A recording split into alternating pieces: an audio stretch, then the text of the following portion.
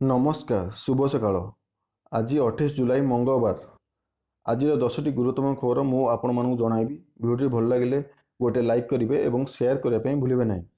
Number 1 जुलाई 29 रे प्रकाश पाइब matric result समस्त कल्पना जल्पना अंत घटी शेष में चलित मास 29 तारिख में बाहर मैट्रिक रिजल्ट एने गणशिक्षा मंत्री समित दास सूचना देते। राज्य में कोरोना आतंक पर खाता देखा विलंब होता एपरिक खाता देखा पर मूल्यांकन प्रक्रिया विलंब होता तेणु मैट्रिक रिजल्ट प्रकाश डेरी हम नहीं अनुमान करा तेज अपेक्षार अंत घटी चलित मास 29 तारिख में रिजल्ट बाहर सूचना दी जाएगी।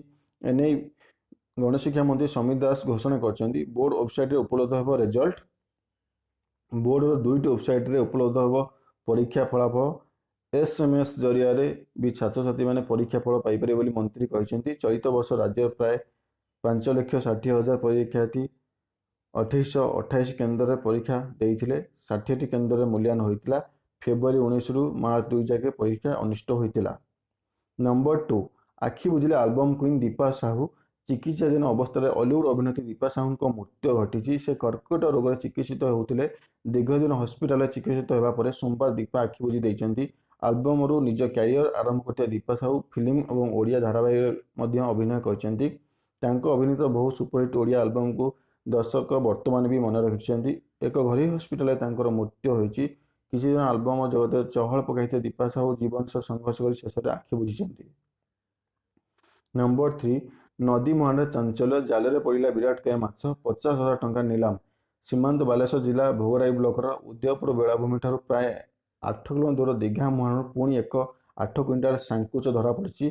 पूर्व भारत सर्वबृहत सामुद्रिक मत्स्य अवतरण केन्द्र पड़ोशी पश्चिमबंग मेदिनीपुर जिला रामनगर 1 ब्लॉक दीघा मुहाण ट्रलर गभीर समुद्र को माछ धरवा जाइला जनिक जन मत्स्यजीवी जाल बृहत्कार माछटी धरा पड़ा स्थल भाग प्राय 100 किलोमीटर दूर जाल अन्य माछ सहित यह विशाल माछटी लगी बहु कष्ट से माछटी स्थल भाग नहीं आसी ओजन पाखापाखि 780 केजी अधिक थिबा बेले स्थानीय राणीघाटर एक पाइकारी मत्स्य व्यवसायी यहाँ 50,000 टंका नीलाम नहीं।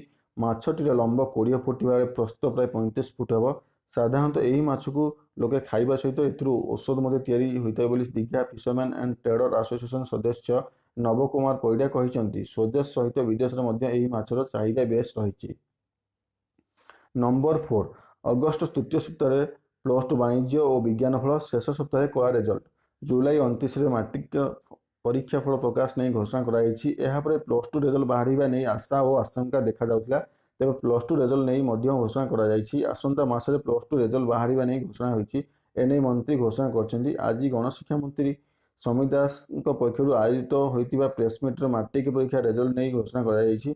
आसंता 29 मैट्रिक रिजल्ट नहीं घोषणा कराई। +2 परीक्षा फल प्रकाश नहीं घोषणा कराई।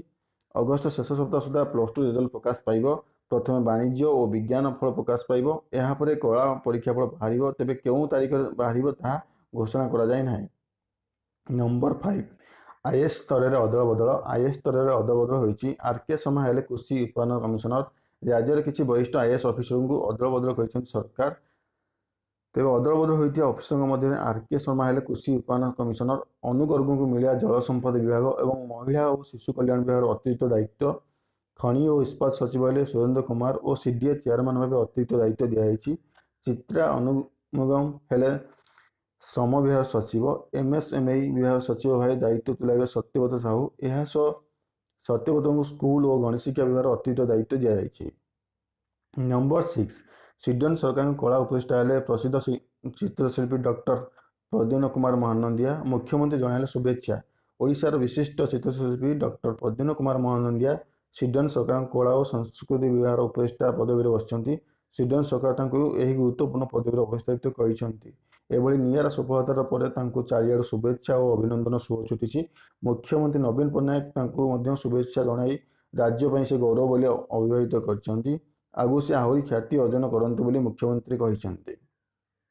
नंबर 7 राज्य आउ 1503 कोरोना संक्रमित चिन्हट 26,000 टपिला मोट आक्रांत संख्या राज्य हु हु बढ़ी चली कोरोना आक्रांत संख्या 24 घंटार 1503 जन कोरोना पॉजिटिव चिन्हट होती मिसाई राज्य मोट कोरोना संक्रमित संख्या 26,892ରେ ପହଞ୍ଚିଛି। ଏନେଇ ରାଜ୍ୟ ସୂଚନା ଓ ଲୋକସଂପର୍କ ବିଭାଗ ପକ୍ଷରୁ ଟୁଇଟ୍ ଯୋଗେ ସୂଚନା ପ୍ରଦାନ କରାଯାଇଛି। ଚିହ୍ନଟ ହୋଇଥିବା ସଂକ୍ରମିତ ମଧ୍ୟରୁ 1,002 ଜଣ କ୍ୱାରେଣ୍ଟାଇନ୍ରେ ରହିଥିବା ବେଳେ 501 ଜଣ ସ୍ଥାନୀୟ ବାସିନ୍ଦା ରହିଛନ୍ତି। ନମ୍ବର 8 ଜାମ୍ମୁ କାଶ୍ମୀରରୁ 370 ହଟିଲା ପରେ ପ୍ରଥମ ଥର ଚର୍ଚ୍ଚାରେ ଓମାର ଅବଦୁଲ୍ଲା। ଜାଣନ୍ତୁ ଗଣମାଧ୍ୟମ ଲେଖିଛନ୍ତି କ'ଣ? ଜାମ୍ମୁ କାଶ୍ମୀରରୁ ଧାରା 370 ଉଚ୍ଛେଦ ପରେ ନ୍ୟାସନାଲ କନଫରେନ୍ସ ନେତା ଓମାର ଅବଦୁଲ୍ଲା ପ୍ରଥମ ଥର ଗଣମାଧ୍ୟମରେ ମୁହଁ ଖୋଲିଛନ୍ତି। ସେ ଏକ ପ୍ରମୁଖ ଇଂରାଜୀ ଗଣମାଧ୍ୟମରେ ଏକ ସ୍ତମ୍ଭରେ ଲେଖିଥିବା ବେଳେ ଜାମ୍ମୁ କାଶ୍ମୀରକୁ ପୂର୍ଣ୍ଣ ରାଜ୍ୟ ମାନ୍ୟତା ନ ମିଳିବା ପର୍ଯ୍ୟନ୍ତ ସେ ବିଧାନସଭା ନିର୍ବାଚନ ଲଢ଼ିବେ ନାହିଁ ବୋଲି ଉଲ୍ଲେଖ କରିଛନ୍ତି। ଓମାରଙ୍କ ଏହି ସ୍ତମ୍ଭ ସୋମବାର ପ୍ରକାଶିତ ହୋଇଥିବା ବେଳେ ସାରା ରାଜ୍ୟରେ ଚର୍ଚ୍ଚାର ବିଷୟ ପାଲଟିଛି। ନମ୍ବର 9 ଦୂରଦର୍ଶନରେ ରାମ ମନ୍ଦିର ଭୂମି ପୂଜନ ସିଧା ପ୍ରସାରଣକୁ ବିରୋଧ କଲା ସିପିଆଇ, କହିଲା ଏହା ରାଷ୍ଟ୍ରୀୟ ଅଖଣ୍ଡତା ବିରୋଧୀ। ଅଯୋଧ୍ୟାରେ ରାମ ମନ୍ଦିର ନିର୍ମାଣ ପାଇଁ ଅଗଷ୍ଟ 5ରେ ଆୟୋଜିତ ଭୂମି ପୂଜନ କାର୍ଯ୍ୟକ୍ରମର ଦୂରଦର୍ଶନ ସିଧା ପ୍ରସାରଣ ହେବ। ଏହାକୁ ନେଇ କମ୍ୟୁନିଷ୍ଟ ପାର୍ଟି ଅଫ୍ ଇଣ୍ଡିଆ କଡ଼ା ଆପତ୍ତି ପ୍ରକାଶ କରିଛି। ପାର୍ଟି ସୋମବାର କେନ୍ଦ୍ର ସରକାରଙ୍କୁ ଚିଠି ଲେଖି ପ୍ରସାରଣକୁ ନେଇ ପ୍ରଶ୍ନ ଉଠାଇଛି। ପାର୍ଟି କହିଛି ସରକାରୀ ଚ୍ୟାନେଲରେ ଏହି କାର୍ଯ୍ୟକ୍ରମ ପ୍ରସାରଣ କରିବା ଠିକ୍ ନୁହେଁ। ସିପିଆଇର ଏହି ଆପତ୍ତି ଉପରେ ରାମ ଜନ୍ମଭୂମି ଟ୍ରଷ୍ଟ କଡ଼ା ପ୍ରତିକ୍ରିୟା ଦେଇଛି। ଟ୍ରଷ୍ଟର ସଦସ୍ୟ କାମେଶ୍ୱର ଚୋପାଲ ବାମଦଳ ଉପରେ ଧାର୍ମିକ କାର୍ଯ୍ୟକ୍ରମ ନେଇ ତୁଚ୍ଛ ରାଜନୀତି କରୁଥିବା ଅଭିଯୋଗ କରିଛନ୍ତି। ନମ୍ବର 10 ବିସିସିଆଇ ଉପରେ ବର୍ଷିଲେ ଯୁବରାଜ, କହିଲେ ମୋତେ କ୍ରିକେଟ ବୋର୍ଡ ଅଣପେଶାଦାର ଢଙ୍ଗରେ ବ୍ୟବହାର କରିଛି। ହରଭଜନ ସେହୱାଗ ଓ ଜାହିରଙ୍କୁ ମଧ୍ୟ ଖରାପ ଭାବେ କରିଛି ବ୍ୟବହାର। ବିସିସିଆଇ ବିରୋଧରେ ସାଂଘାତିକ ଅଭିଯୋଗ ଆଣିଛନ୍ତି ଭାରତୀୟ ଦଳର ପୂର୍ବତନ ଖେଳାଳି ଯୁବରାଜ ସିଂ। ହରଭଜନ ସିଂ, ବୀରେନ୍ଦ୍ର ସେହୱାଗ, ଜାହିର ଖାନ ପ୍ରତି ବିସିସିଆଇ ନ୍ୟାୟ କରିନାହିଁ ବୋଲି କହିଛନ୍ତି ଯୁବରାଜ ସିଂ। ଯୁବରାଜ କହିଛନ୍ତି ଯେ ବିସିସିଆଇ ତାଙ୍କର ପୂର୍ବତନ ସାଥୀ ଖେଳାଳିଙ୍କ ଠିକ୍ ଭାବେ ପରିଚାଳନା କରିପାରିଲା ନାହିଁ, ଫଳରେ ସେମାନଙ୍କ କ୍ୟାରିୟର ଅନ୍ତ ଭଲ ଭାବେ ହୋଇପାରିନଥିଲା। ତେବେ ବୋର୍ଡ ଆଗକୁ ଏପରି କରିବ ନାହିଁ। ମ୍ୟାଚ୍ ୱିନରମାନଙ୍କୁ ସୁଯୋଗ ଦେବ ବୋଲି ଆଶା ରହିଛି। କିପରି କାହାକୁ ଫେରୱାଲ ଦିଆଯିବ ତାହା ସେ ନିଜେ କହିବେ ନାହିଁ। ବିସିସିଆଇ ଏହି ନିଷ୍ପତ୍ତି ନେବେ। ତେବେ ତାଙ୍କ କ୍ୟାରିୟର ଯେପରି ଅନ୍ତ ହେଲା ତାହା ଠିକ୍ ନଥିଲା। ସେହିପରି ହରଭଜନ ସିଂ, ଜାହିର ଖାନ, ବୀରେନ୍ଦ୍ର ସେହୱାଗଙ୍କୁ ମଧ୍ୟ ବିସିସିଆଇ ଉଚିତ ବ୍ୟବହାର ଦେଖାଇ ନାହିଁ। ତେବେ ଏହା ଏବେ ଭାରତୀୟ କ୍ରିକେଟରେ ଚାଲିଛି। ପୂର୍ବରୁ ମଧ୍ୟ ସେ ଏପରି ଦେଖିଛନ୍ତି, ତେଣୁ ସେ ଏତେ ଚକିତ ହୋଇନାହାନ୍ତି। ଧନ୍ୟବାଦ।